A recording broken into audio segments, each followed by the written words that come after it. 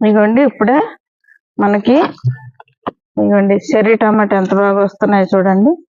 ఇదిగోండి కాయలు గుత్తులు ఇగో పండుతున్నాయి చూసారా, ఇవన్నీ కాయలే. ఇదిగోండి ఇలాంటప్పుడు మన పెద్ద టమాటాలు నార్మల్ దేశవాళీ టమాటాలు కూడా వస్తున్నాయి. ఇలాంటప్పుడు మనం బలమైన ఫుడ్ ఇవ్వాలి, ఎక్కువ క్రాప్ రావడానికి. పువ్వు అంతా రాలకుండా మనకి కాయగా మారుతుంది అన్నమాట. ఇలాంటి బలమైన ఫుడ్ ఇవ్వడం వల్ల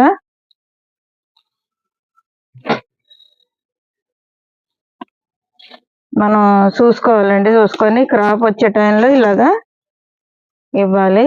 ఏ మొక్కకైనా, వంకాయ మొక్క కానీ, టమాటా మొక్క కానీ, బెండ కానీ అలాగా చుట్టూ వేసుకుంటే వాటర్ వేసినప్పుడు మనకి వేర్లకి దిగుతుంది అన్నమాట.